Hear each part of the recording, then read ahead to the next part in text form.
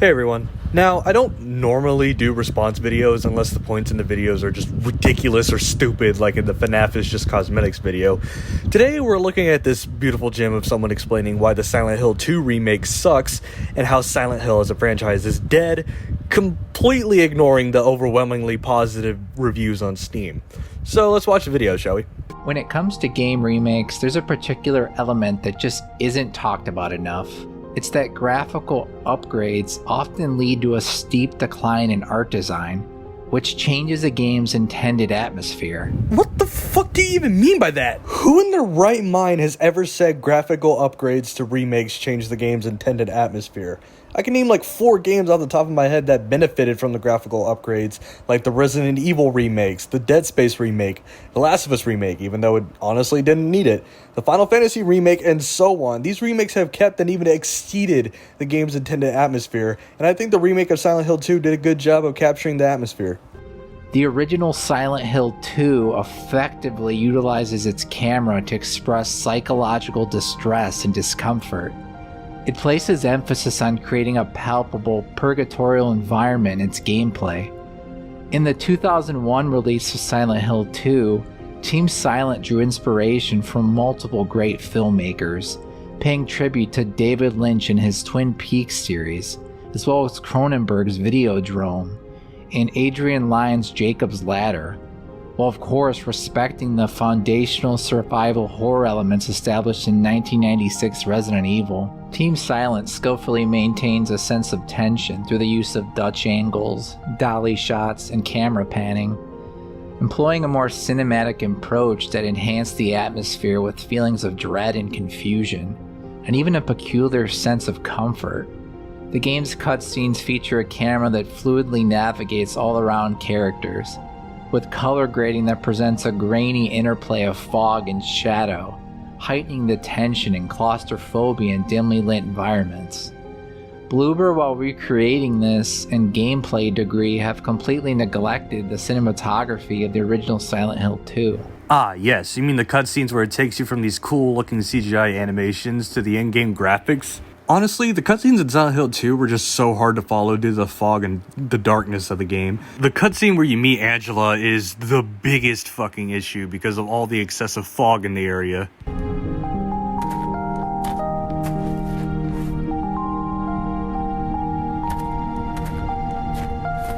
Excuse me, I'm sorry. No, it's okay. I didn't mean to scare you. I'm kind of lost. Lost? And you gotta love that old school Resident Evil voice acting where they sound barely human. Without the atmosphere, the camera, and the blocking created in the original, Bloober have ensured that this isn't really a remake. And this game isn't Silent Hill 2. Other than the fact that the main character that you play as in that game is standing right in front of you. It's something else entirely. I was playing the remake at release and it doesn't capture the essence of the original.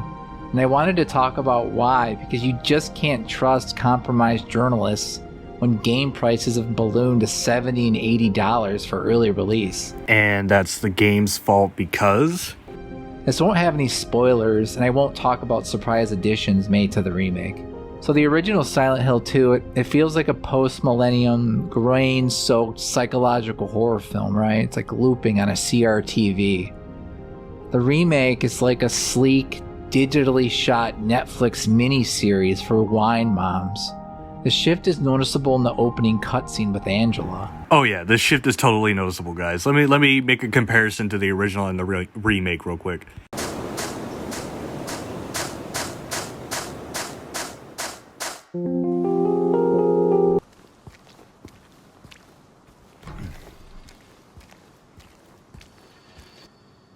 Now, I guess you can argue that both cutscenes are noticeable when transitioning into them, but I can argue that the original is more noticeable, seeing how it literally stops James midway through while walking, while the remake simply fades into the cutscene and doesn't straight up force you in.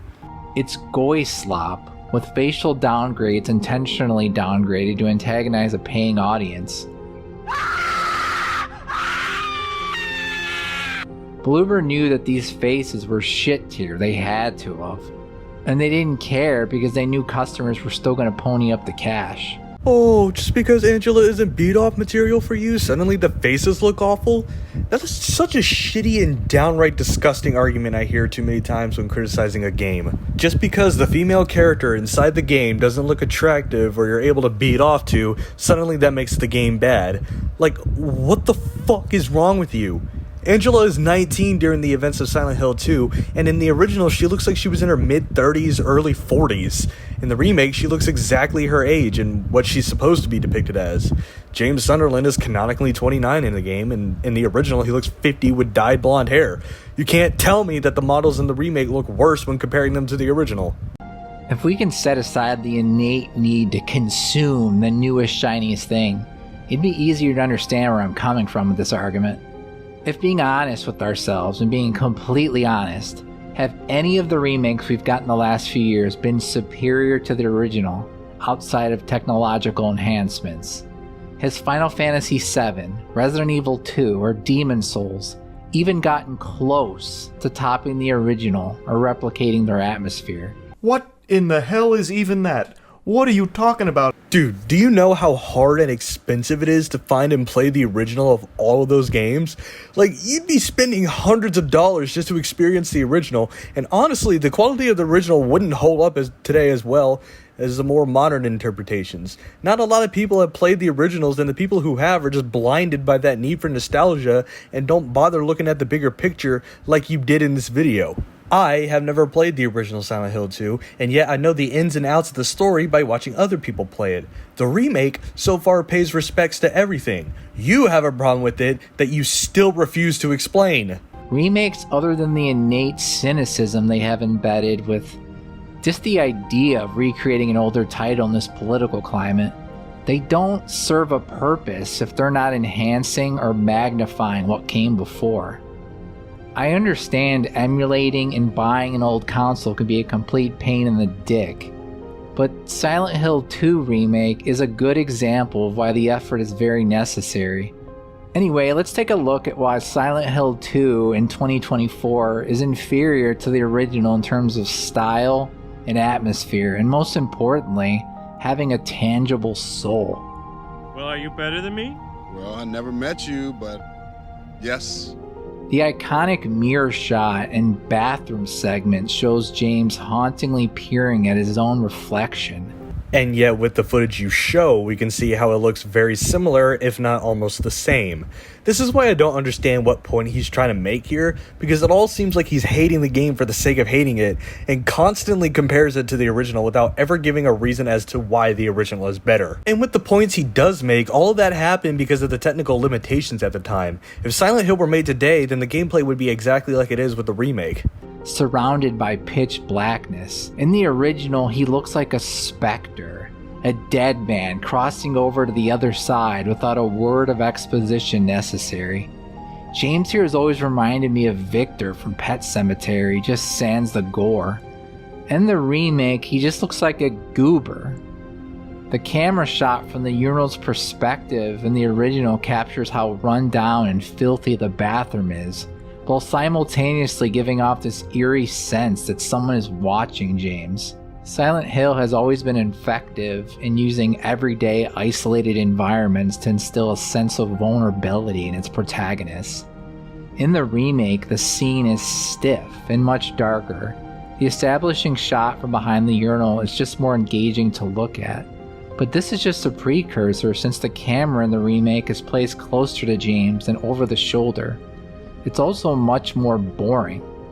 Resident Evil emphasizes this camera for action, popularized by Resident Evil 4, and since Silent Hill 2 was never intended to be an action game, it feels like Bloober compromised visual integrity to feel more like Resident Evil.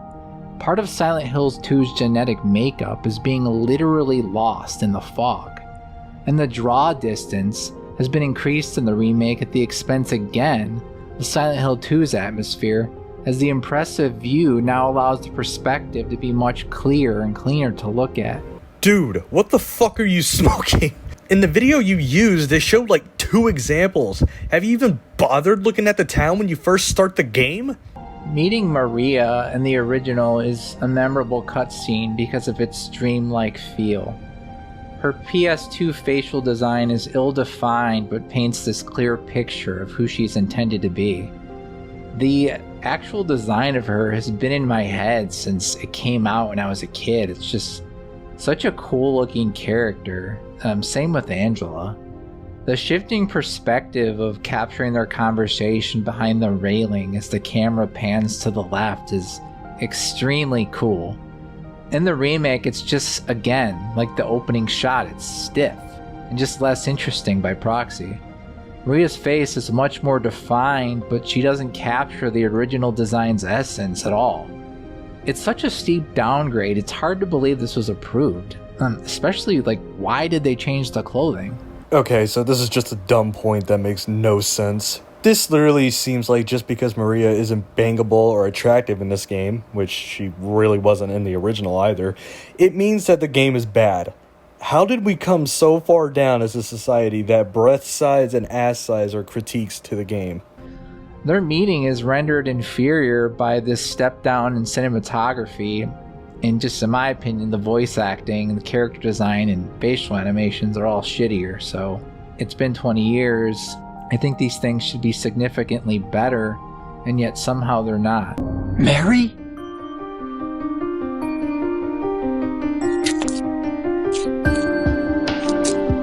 No, you're not. Do I look like your girlfriend? No, my late wife. I can't believe it. You could be her twin. Your face, your voice, just your hair and clothes are different. My name is Maria. Mary?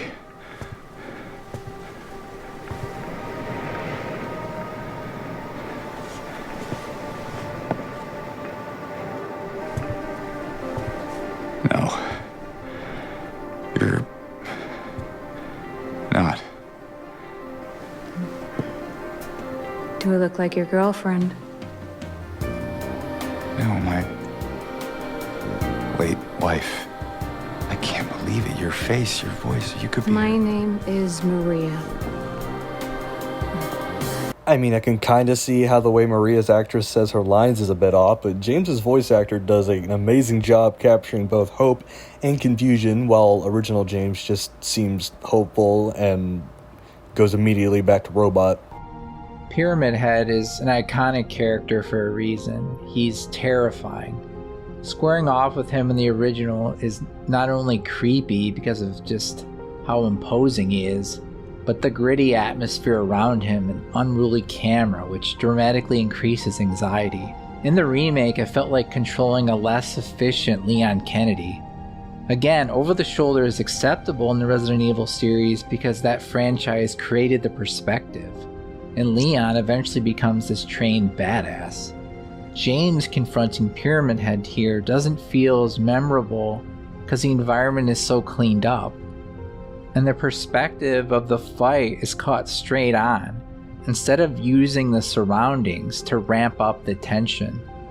This is just my take, but giving him a dodge a la Resident Evil 3 is just kind of cringe. So you mean to tell me that if a giant guy wearing a pyramid for a head is swinging his massive sword at you, you aren't going to try and dodge that?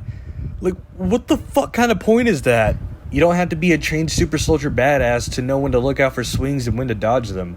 In real life, it's just a matter of timing and paying attention. Dodging attacks is doable, just like how dodgeball is doable, and you don't have to be trained to play that sport. Yes, I know he can still block in Silent Hill 2, but I still think a dodge is an unnecessary tool to make it easier to deal with the enemies. This remake also makes changes to the traversal, making it more straightforward in navigating the world. Where in the original, I remember being completely at a loss to where to go often, especially in the apartments. In the remake, I had a much easier time finding where I needed to go and finding items when I needed to.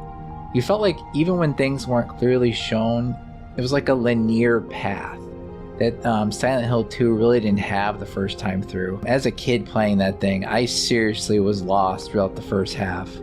A common trope of really survival horror. of being completely at a loss hasn't found its way into newer games because we're basically lazy pigs that want immediate gratification, myself included. Why would you make that point then? And I'm not being harsh here when I say there's nowhere else to go but down from here. I think if you're new to the series, you really should go out of your way to play the original. If you can get a PS2, or even a slightly shittier because of bad voice acting and slightly darker visuals on the PS3 collection, or just emulate it if you can on a PC. Dude, you act like emulating stuff on PC is easy. What the fuck do you mean? The original experience is it's seminal, and the remake does not capture the way it feels.